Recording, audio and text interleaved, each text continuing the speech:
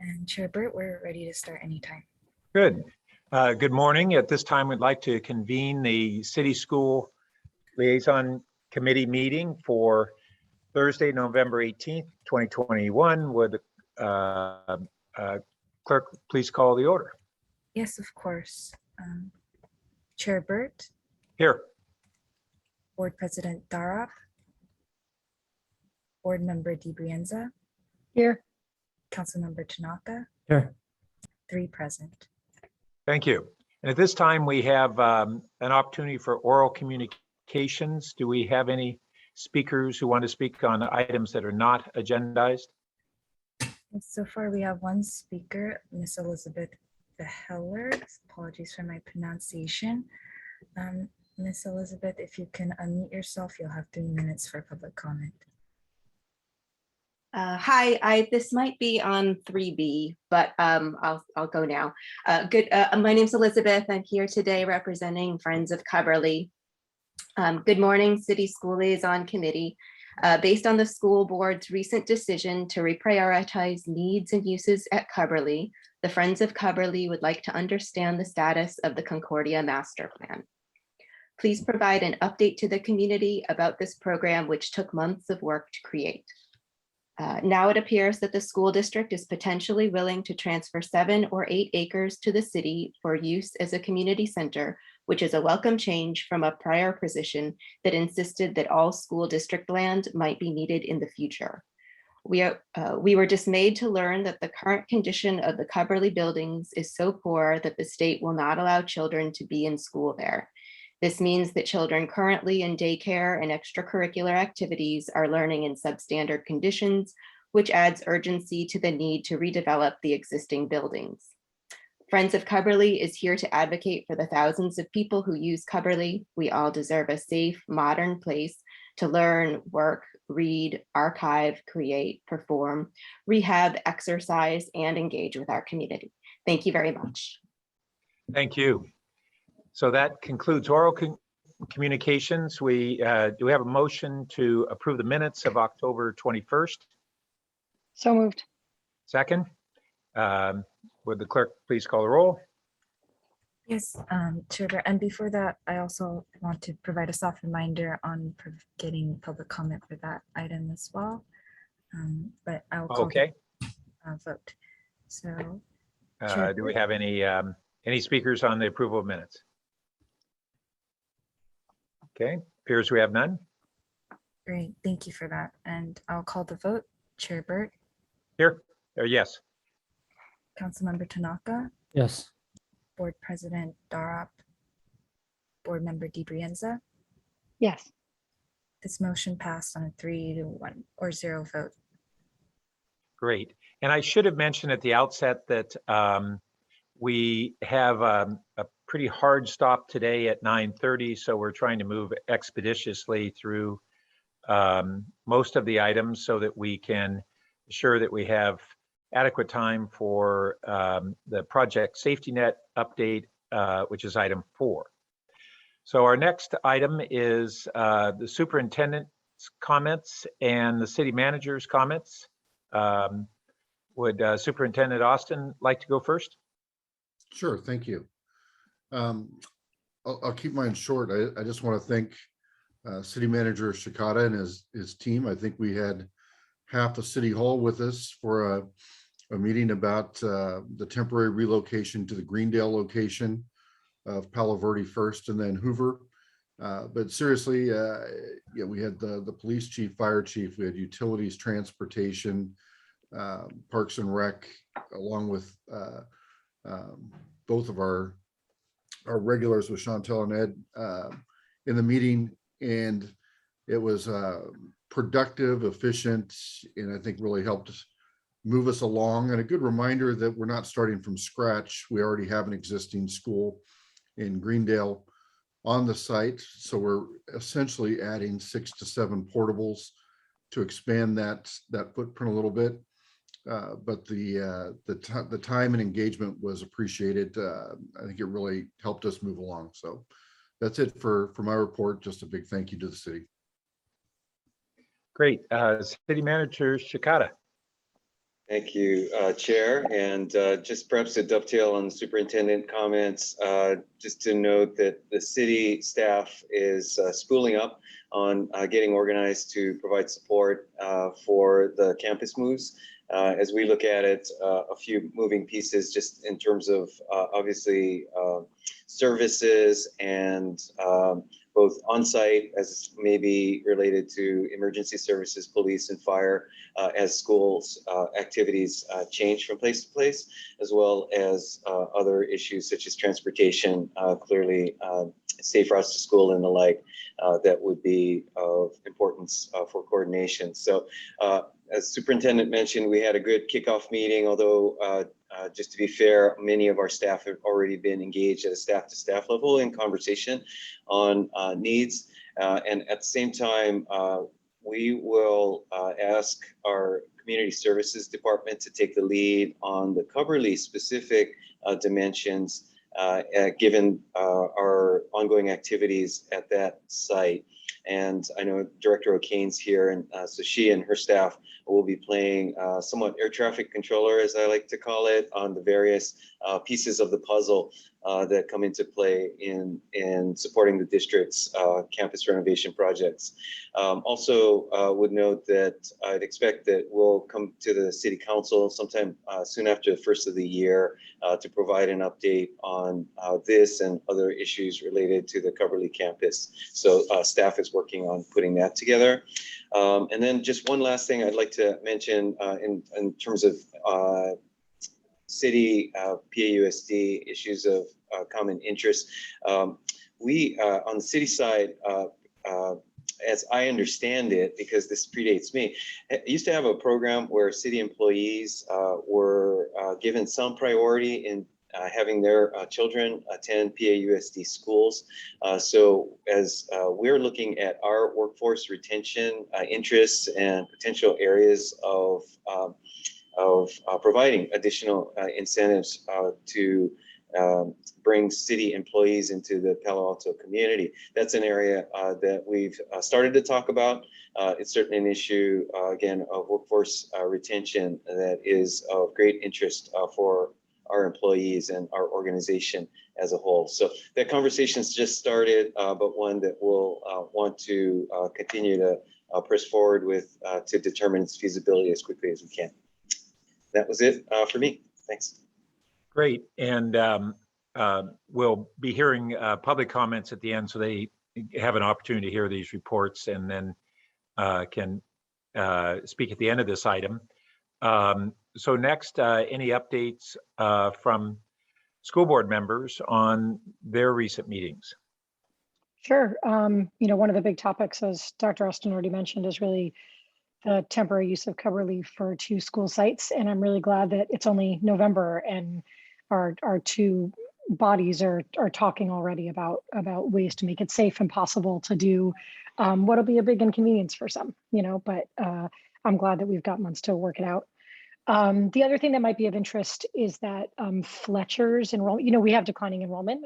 Everyone in California has declining enrollment, but Fletcher's has gotten precariously low.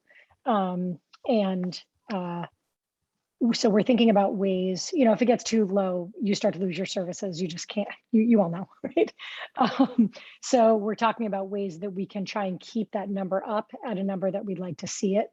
Not at its maximum capacity, but just that it still gets to keep all of its extra resources and supports. So right now, the Fletcher staff is talking about what they'd like to offer in terms of us opening sort of in open enrollment lottery, that anyone from across the district that has an interest in going to that school can lottery in, and we can take a certain number of kids.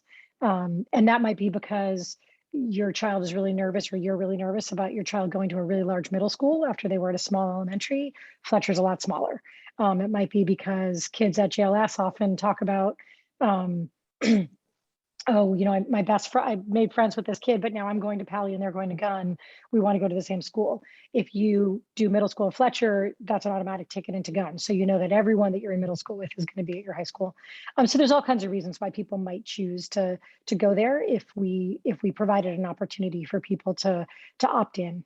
to lottery. And so that's something that that Fletcher staff is working on now. And in the spring, we'll have an update on it, and maybe it'll actually be earlier, maybe winter, so that people know ahead of time what school they're going to, and we know what our numbers are.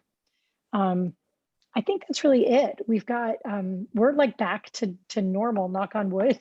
You may have heard that we switched to a new COVID testing company. And so, that's ramping up again, and that's always going to have its bumps, but we're excited to work with them. And they also have more capacity to also do immunizations and more testing, and they're testing the community down at Cubberley. So that's good. But otherwise, we're talking about our Every Child a Reader initiative, and we're looking at funds that are coming in for teacher effectiveness and where we're going to use them for staff development. So it's all good stuff. Great, thank you. And I'd just like to say thanks for the testing program that the district is offering to the public at Cubberley. That's really a great service. A few additional updates on recent council actions. One is that we approved a grant that we received from VTA on an on-demand transit pilot. It's not a replacement for the shuttle system that we disbanded over our budget cuts almost a year and a half ago, but it does add a new form and pilot of small transit service on call. We also just are moving forward and near finalization of an agreement with the Palo Alto History Museum, who will be with a combination of private and city funds renovating what's called the Roth Building, the historic Roth Building at the former Palo Alto Medical Foundation site. And an element of that is not only community meeting rooms, but our city archives. And they have an intention to have that as a school resource for city history engagement with students. Also, we are moving forward with, we've had 2 different meetings. We have a follow-up meeting on looking at next steps on increasing renter protections for the very large segment, or a portion of the very large segment of renters in our community. We're almost 45% renters. The protections we're considering would not affect all renters, but it's an area that I think is important. Not only for our city, but for families that are renters and with children in our schools.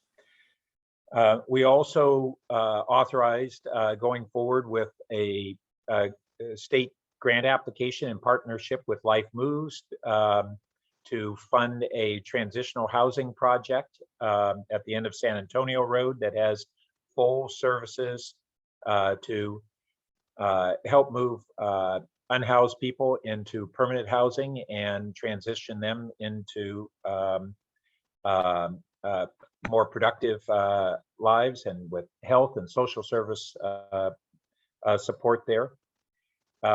We are continuing to move forward with our business tax discussion for prospectively on the November 2022 ballot. We're having discussions on, and a poll going out shortly to see the community sentiment on a number of, not only the form and scale of the tax, but also uses, because we want to understand the community's interest in whether we would be able to use these funds for new needs like grade separations and affordable housing, or to what extent they would want any additional revenue to go to restoring services that have been cut and we don't really have the means to fully restore otherwise. Then we also just launched a new domestic sibling city relationship with Bloomington, Indiana. And one of the intentions, it's a pilot of a national program. We're the first city to do this, or 2 cities in the country to do it.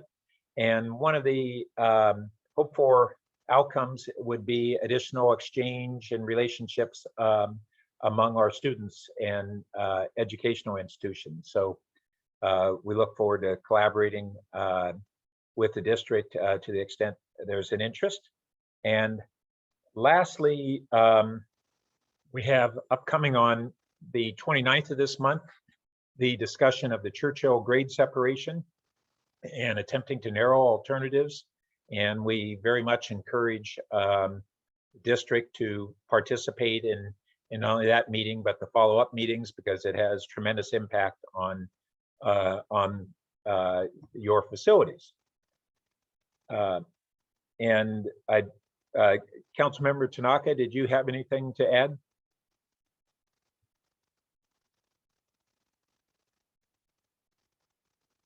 No. Okay. And if anyone has any follow-up questions, we'd be glad to try to respond. All right. Well, on that note, do we have any members of the public who wish to speak on item 3?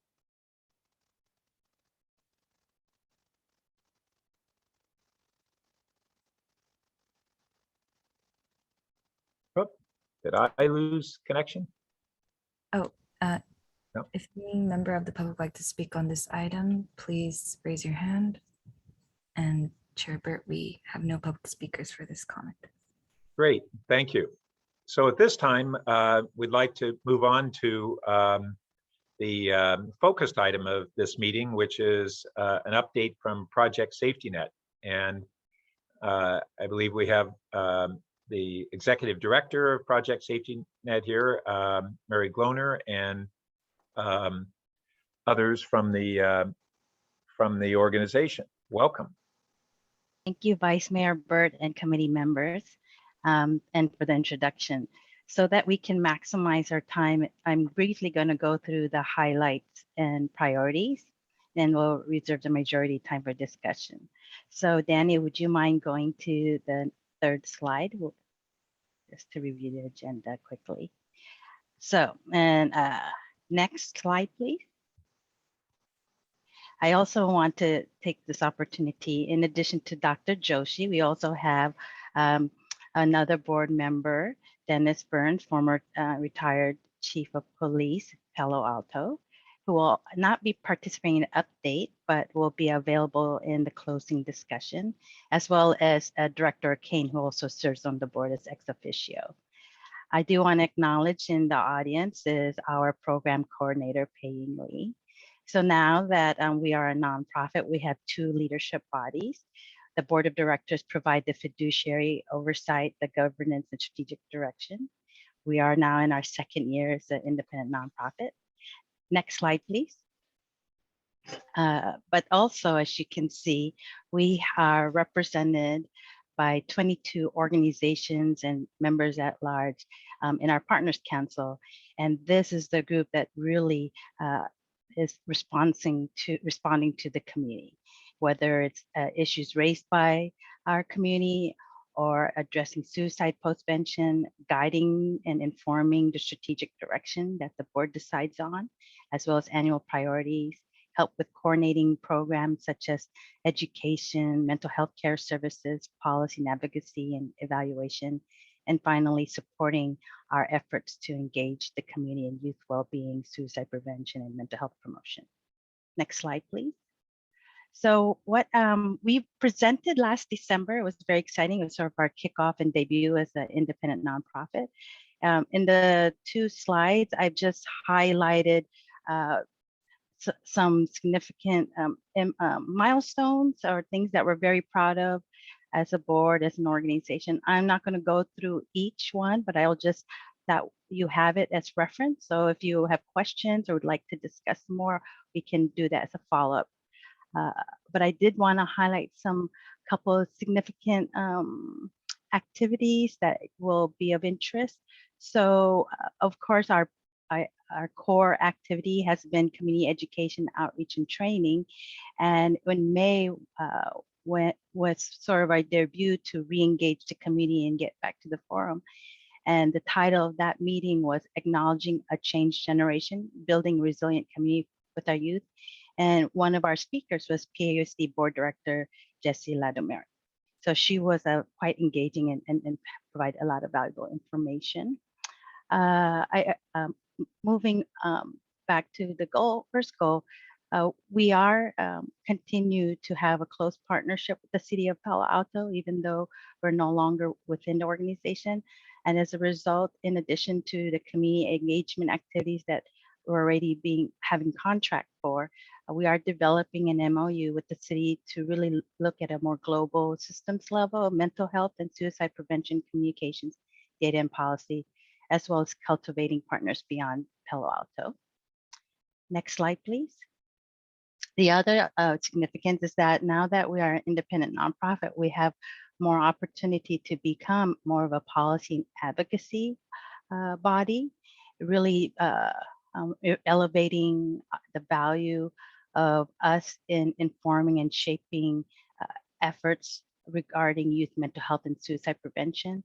And we're very excited that in September, during Suicide Prevention Awareness Month, we had our inaugural policy event, and we were honored to have Supervisor Samidian, State Assembly Member Mark Berman, as well as myself and California Children's Trust to present. Our hope is that in the future, as we continue to deepen our position as a policy and advocacy, we'd love to showcase and elevate the work of the City Council and school board members as well. And then finally, from an operational perspective, I have to share that the board recently adopted $727,000 operational budget. It's about 2.5 times of our inaugural year, and I believe so. And so far, we've secured $337,000 of new funds, in addition to the $100,000 contract that we received from the City of Palo Alto. So with that, I'm going to move to the next slide for our priorities. So this is the priorities. Some are operational, but also mission-oriented. We will be in 2002 producing a new strategic plan. We're still operating from the old one that was developed when we were in the City of Palo Alto. It was funded by, this is being funded by the Sand Hill Foundation, along with additional donors and the City of Palo Alto. We will launch our teen mental health first aid pilot, establish our policy and advocacy infrastructure, and one of that is developing a policy agenda, as well as reconvening the means restriction advisory group. We are wanting to establish our evaluation and data infrastructure that really didn't get as much focus, but very excited that with all the different funding streams and initiatives, it makes it easy for us to really focus on our impact. And then rebranding and marketing and communications now that we're an independent nonprofit. And of course, strengthening our board, its governance and development, and then finally, with any nonprofit, to diversify and expand funding. In regards to launching the teen mental health first aid, and I think the school board would be aware of this, we expect that the pilot to end by fall 2023, which will be primed and hopefully help many of the school districts that will be supporting in North County to be prepared for the California Senate Bill 224, where it will require that every California public school to offer instruction in mental health to its middle school or high school students. So with that, I'm going to move on to the next slide. And this is where we really want to spend most of our discussion and really make this engaging. As I mentioned, Dr. Shashank Joshi is on this call, so I'd like to turn it over to him to share some introductory remarks and preview of this, and then I will help facilitate discussion and so forth. Hi, everybody. I'm sorry for the glitchiness of my internet if I'm a little choppy, and there's going to be some noise in our house because we have a leak. So, but I'm safe and sound. I'm sheltering, not in place, but it's great to be with you all virtually. I look forward to our in-person meetings. But hello in particular to Dr. Austin and to Chantal, who we haven't met before, but it's great to see you. And thank you for all you on the ball with regard to mental health. as we have returned back to in-person school. And I know, Jennifer, that's been a cause of yours since you've been on school board, and I've really appreciated your advocacy and just the way that people have tried to pay attention to not only the needs of students, but also of staff. And we've seen everyone working very hard to try and get the best possibility of everyday well-being by connecting in person. We've also seen a rather dramatic rise in the amount of referrals coming to not only the cost teams at the sites, particularly at Gunn and Pally, and we have people from our team who attend those meetings, but also in our emergency department at Stanford, as well as in San Mateo County. We've had really an unprecedented number of people who have been hospitalized from our community. Not only Gunn and Pally, also Castellea, also people who attend some of the other charter schools in the area.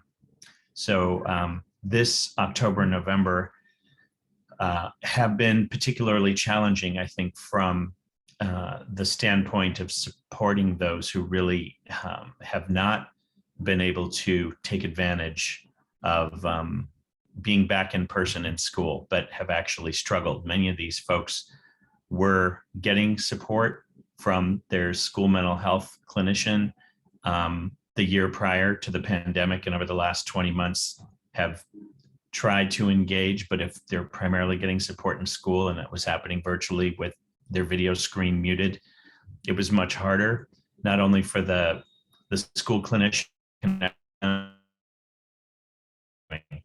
So if you think about MTSS, multi-tiered systems of support, tier one is where we are trying to provide support, well-being, propagate the concepts of hope, help, and strength, the idea that mental health is part of overall health and our students have to be healthy enough to learn.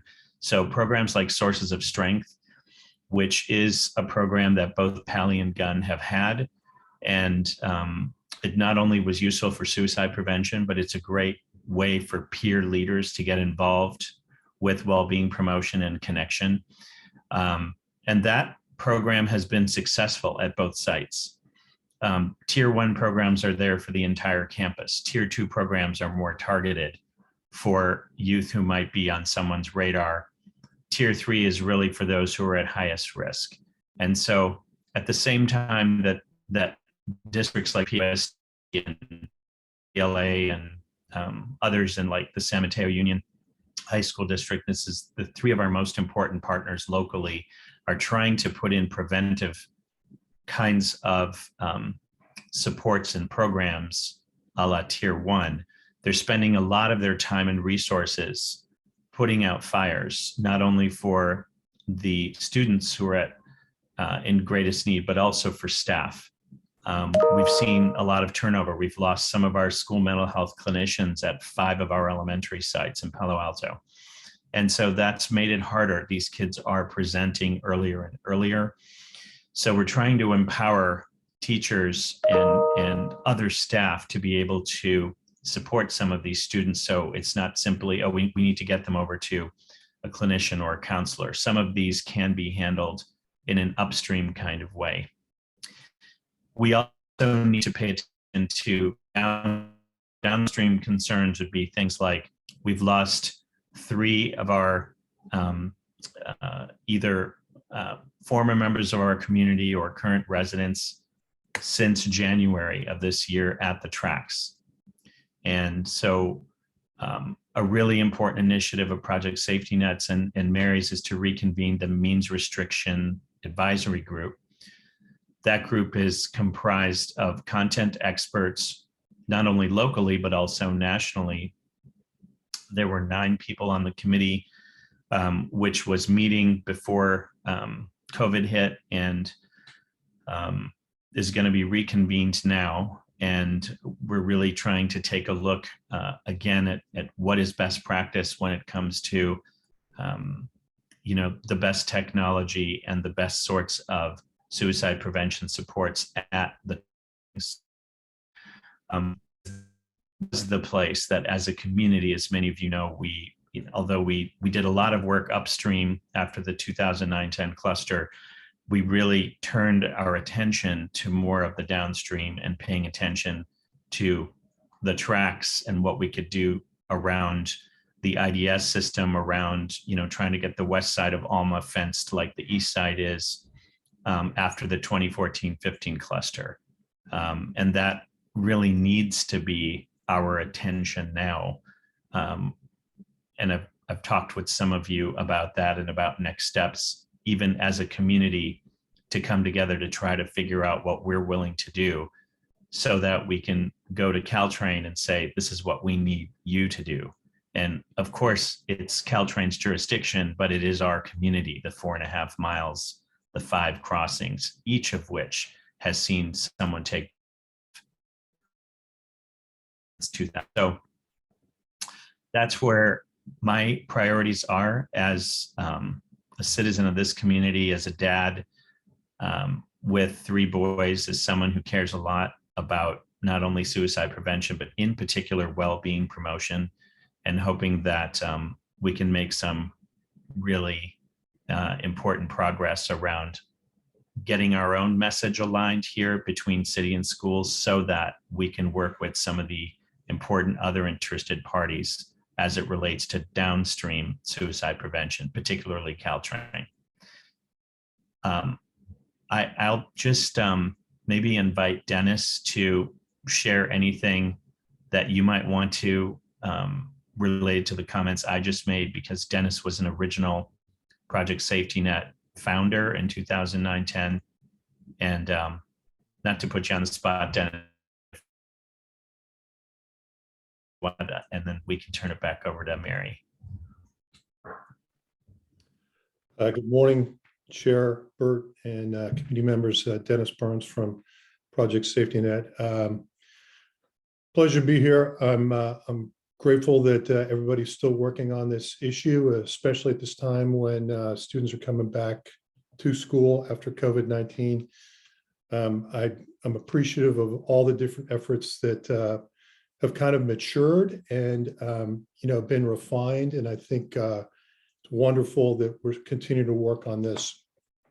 I just want to point out, or just kind of thank Chair Burt.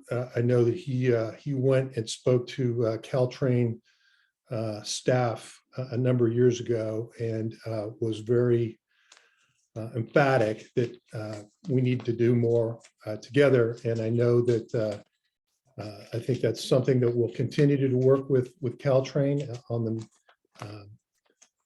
the means reduction. And just say thank you again for everybody keeping this as a priority for our city and our students and our schools.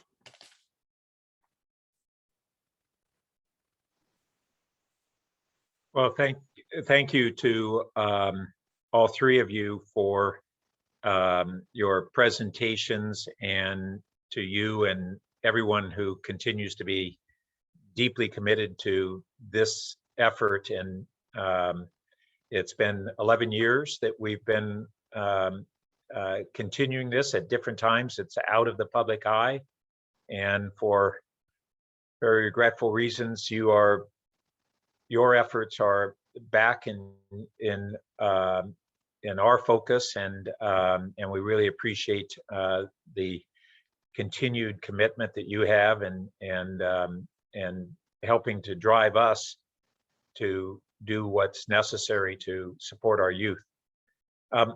Before having questions and discussions from the committee, I'd like to open it up to the public, to if there are any members of the public who wish to speak to this item, and then we'll return and hopefully have some discussion. May I interrupt, Vice Mayor Burt? I actually wanted to close out and go over this sorry, slide. I didn't realize there was a long pause, and I thought you were done, and my apology. No worries. I also want to acknowledge another board member has joined us. The 408 number is Peter Stone, who is also our governance chair. So thank you, Dr. Shashank and Dennis and Chief former Chief Janice Burns for more of the historical context. And so what we're hoping in this open discussion, and that might be different from the past, is really to begin how we can engage the school board and city council as more active partners. We've had some wonderful and continue to have a good relationship with the staff and administrators, both at the council and the school district. But now that we are an independent nonprofit, I think there's an opportunity to really engage our policymakers.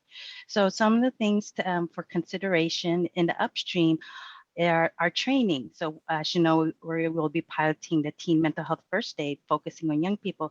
But what we've done always in the past, and the partners are offer adult youth mental health first aid that we can not just offer to the community, but to your staff, to your administrators, not those who are not just necessarily touching the lives of young people in their careers or professionally, but also just as in their own personal life. And as you know, City of Palo Alto has been a key leader in bringing the community mobile mental health services up to North County, and as Project Safety Net, we're the community partner to really elevate the voices of what that need. And there's opportunity not to just focus on response, but prevention and screenings and so forth. The second area that I think might really interest the committee to bring back to your respective board and council is that having a regular annual August PSN update, especially in the beginning, in the fall when school is coming back and so forth, and really in the opening plannings. But of course, we'd always want serve at your pleasure. In fall, late fall or early fall, PSN met with senior executives at City of Palo Alto to just review roles, communication policies, since there was some turnover and new leadership. And we're hoping to do that as a regular process, and also invite that we could do that similarly with the school board as well, to be more proactive in how to engage in more the planning. Both entities, the school district and the City of Palo Alto, have suicide prevention policies. But as you know, the prevention policy from the City of Palo Alto was adopted 10 years ago. And so it's timely to revisit that. And then I do believe when I first joined Project Safety Net, the school district reviewed their policy, but I'm not sure where they are, and might be great to collaborate so there's more uniformity and elevating some key messages. And then finally, while we are presenting to you as committee liaisons, we are also available to present to the full city council and school board for any study sessions and so forth. I know in September, the city council had a proclamation and elevated Suicide Prevention Awareness Month, but we can do other things as well.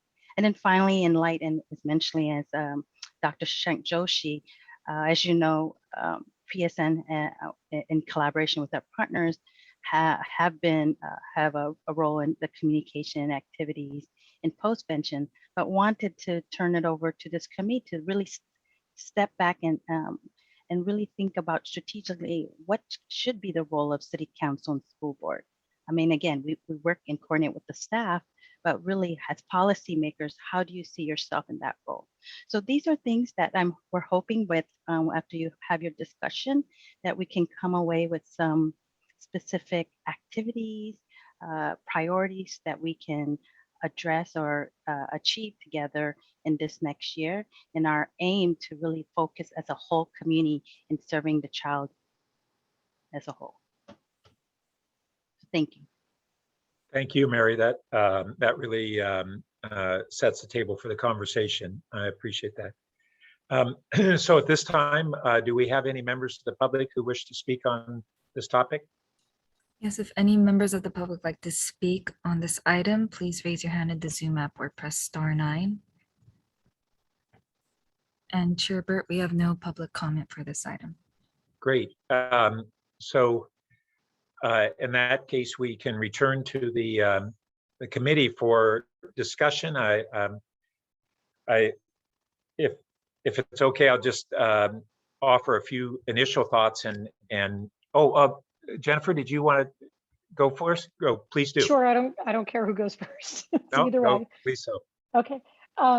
Just one note that I thought about when you were talking, Mary, that I believe that we actually just updated our suicide prevention policy just a couple of weeks ago. And I'm really happy that Jesse Ledemarick and Ken Dauber, the two that sit on the policy review committee, so it went through them before it came to the full board. So as I was reading it, I was thinking, okay, this looks good to me, and I know it went through them, and you know, they're real strong proponents of just this issue and thinking about it a lot. So I think that's the good news. And I think you all mentioned it, sort of the shortage of providers. And that's, I think, our biggest struggle right now, is that whether they are our own counseling staff or we contract out with Cassie and Cassie's counseling staff, but we have wait lists at our secondary schools for counselors to support kids who need it. And so I have no idea. I mean, I think that, you know, this isn't, I think, directly what you do, but when we think about prevention, if there is any way you can help us identify more people that may, you know, be looking to do this work with us, we certainly have the need and are happy to engage with others, trying to fill those open spots. And the thing that always comes to mind when we think about prevention, you know, now that I've got a junior in high school and I see the craziness about the college chase and this thought that you have to be perfect and have the perfect GPA and everything else. And she is not coming from a household where that's the message she got. But there's something about the college application process, right? That is just, it's always ramping up and everyone's always trying to do more. And in my dream world, you know, we find a way to talk to the colleges and find a way to tamp it down, no matter, you know, whatever that looks like. Of course, that will maybe change their acceptance, their low acceptance percentages, which is what they really want to have. So I don't know if they'd be willing to engage in that work, but really talking to students about, like, stress in and of itself is not awful, right? I think that we've gotten to a point, due to some of the trauma in this community, that a kid feels stressed out and they're panicked about it. They're like, oh my God, I'm stressed. This is like, okay, some stress is good, it's healthy. And really knowing the difference between some stress and, wow, this is an unhealthy state of being. But thinking about this college process, and I don't have an answer to that, but I think that if you all, it's something we're thinking about, and if it's something that you all can continue to think about, I think it would be really helpful. And I see there's a hand up. I'm not sure if there's a question or if I said something wrong there. Yeah, go ahead. Great. Dr. Joshi. Yeah, no, it's just a quick comment, Jennifer. Thank you so much for sharing that. And we had someone go through it, and we'll have someone go through it next year who's a sophomore, and then in a couple of years we'll go through it again. Two things you said. All the idea that, you know, normalizing stress is part of being a young person and how to deal with it.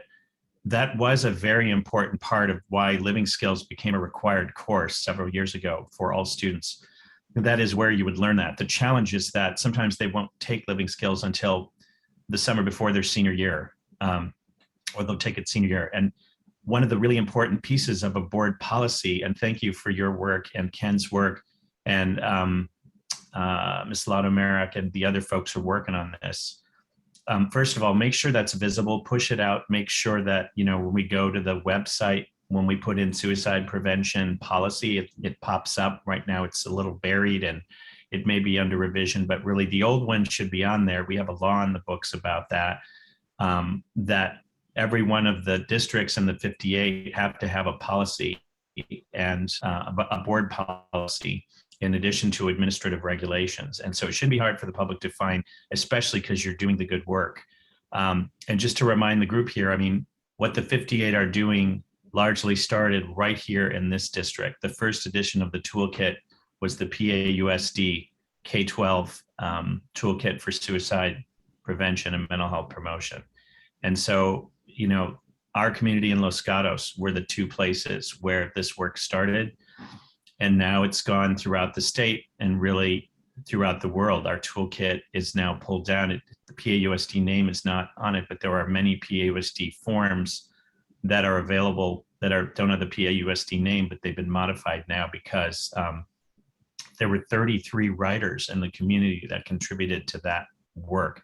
So even now, as you are thinking about this in the school board meetings, making sure that of Tony out, he was someone who is not currently a student. So many of the current students don't know who he was. Of course, the teachers all know who he was. He was so profoundly influential, especially for mental health advocacy. So we are still in this period of high risk as we go into the holidays. There are a number of anniversaries that are happening between now and the end of the year before we go on holiday break. So thank you, Jennifer, to you and the other members of the board for continuing to keep this item very present as we, begin the really important work going forward, not only on suicide prevention specifically, but on well-being promotion. Thank you. Great. Well, Kristen? Yes, Welcome. thank you. Yeah, thanks. I'm Kristen O'Kane. I'm the Community Services Director. I just wanted to respond also to what board member DeBrienza said regarding having access to counseling services and providers. And through our HISRAP grant process, which is our human service grants, we do provide some funding to adolescent counseling services to Cassie, but I think there's an opportunity here to do some more outreach to providers to try and get them to engage more in that grant process and to apply for more grants. So I think year after year, we sort of see the same people applying or the same organizations applying for that grant money, but there might be an opportunity here, like I said, to reach out to other providers who could provide this service and partner with the school district and the city. Great. And excuse me, Greg.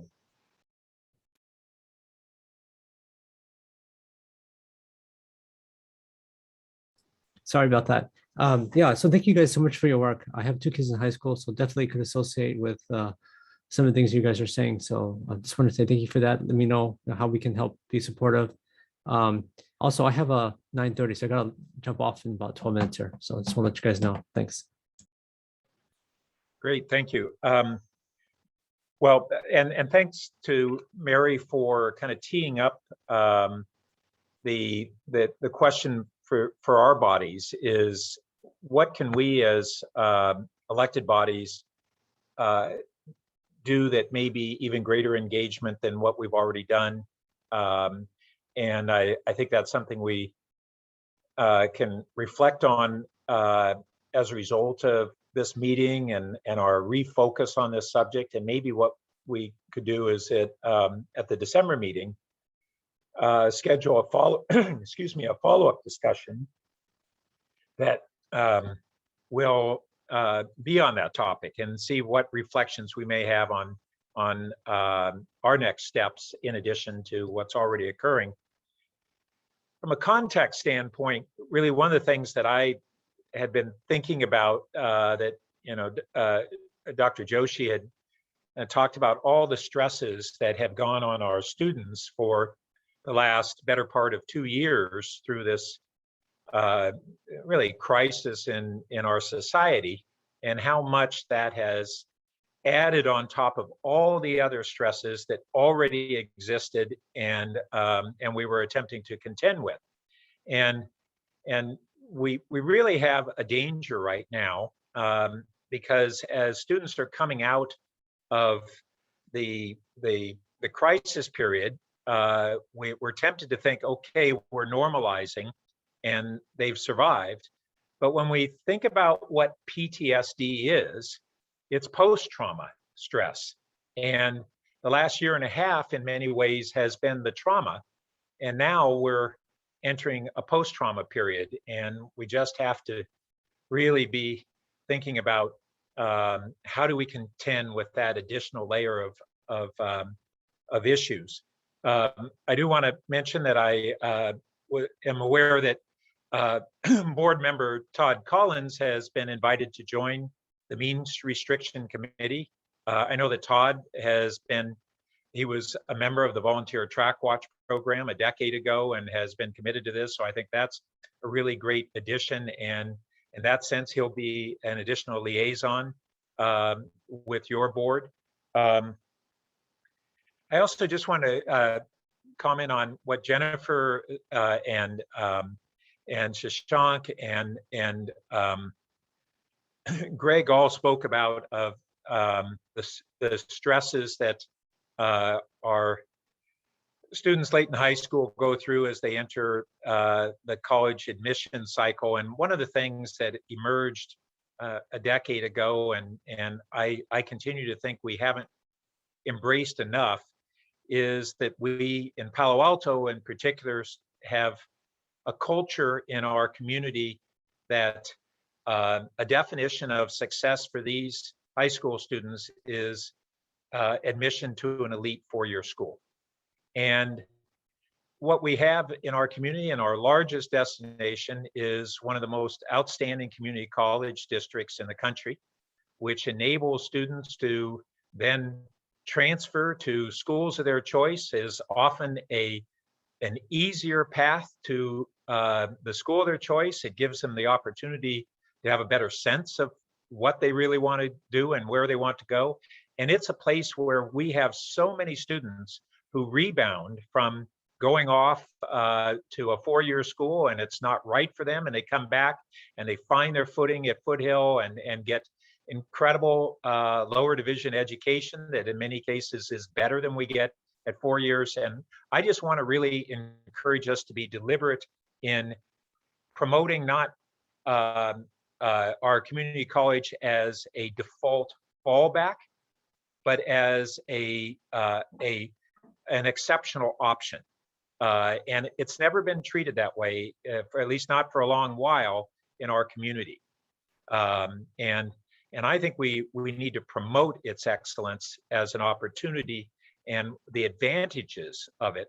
So that's one comment. As an aside, you may all remember that is actually the way Shauna Drop went through school. He went from Gunn to Foothill and transferred to, I think, UC Santa Cruz afterwards, and then went to law school. So he has talked a lot about that being a really good path for him, money saving too.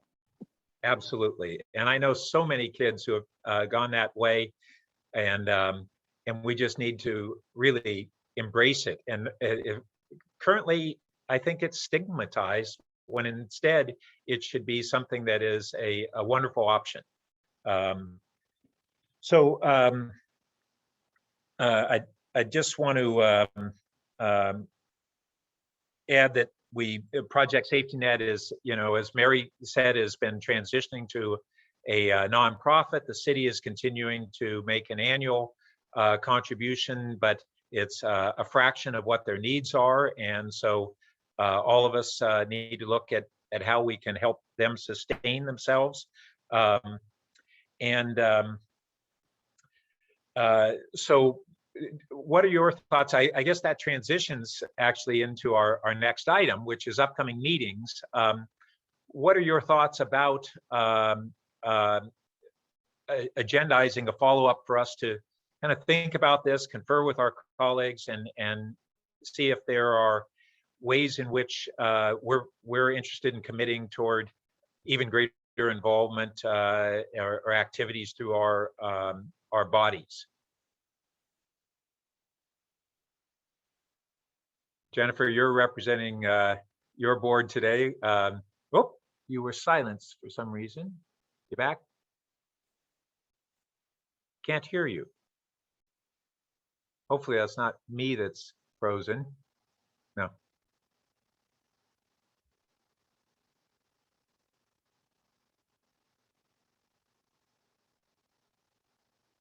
She's working on it right now. Vice Mayor Burt, while she's getting back, can I just do a PSA in response to Director Brianza about the lack or shortage of behavioral health providers? So tomorrow, the Santa Clara County Office of Education is convening a discussion with mental health providers, the district superintendents, and leaders from higher education. PSN was invited by Dr. Dewan. I'm hoping that there is representation from PAUSD part of that conversation, because the focus is on workforce for school-based services and partnerships. And if not, I would be happy to provide information and brief the committee. Great. And Jennifer, do you have your voice back?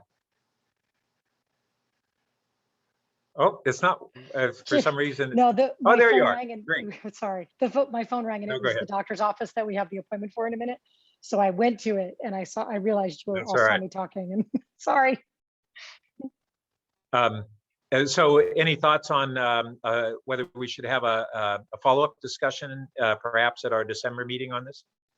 Or our next meeting? I can't recall whether we have a December meeting. It's good. Yeah. You do. That seem worthwhile? We reflect on what happened here and see if we have next actions that we might want to discuss. Sure, talking about, you know, what comes next. That's fine. Yeah. Yeah, great. Well, great. And so thanks again to everyone who has been committed to this. And it's an incredible effort that through all the PSN partner groups, the Herd Alliance that Dr. Joshi heads and all these other partners. Oh, I did want to also mention that we, of course, have the new county-funded Alcove Center at Midtown, which is a teen mental health center that Supervisor Simidian led the charge on getting up here. It's an incredible additional resource, and that can be another way in which we work together and work on these things.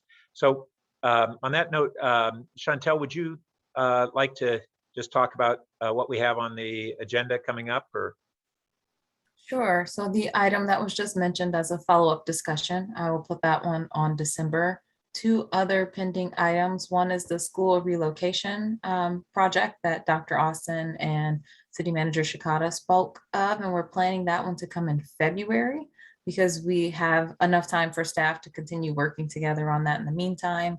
And then there's an interest in the Palo Alto Community Childcare making a presentation at some point too. So those are the items that are on the pending list. great. And any other recommendations from anyone? Jennifer? I asked this question knowing that I have about 30 seconds before I have to go. But I know I am often asked about this easement on Churchill, and my understanding is that we're all waiting for you guys. Is that true, that we're waiting for you? And do you know when we might see it? Well, you say easement, I'm sorry. Churchill. On the, so you're talking about on the bike improvement? Yeah. I don't have the update. Maybe we can get an update at the next meeting. That would be a good topic. Great. It's raising his hand. That'll be fine. The superintendent and I think we'll be meeting on this in the next couple of weeks in any case, so that'll be Great. happening. Okay. It'll be Thank right. you, everybody. Sorry, I have to run. Great. All right. Well, I think we're all going to sign off at this time, and thanks everyone, and have a great Thanksgiving. Take care.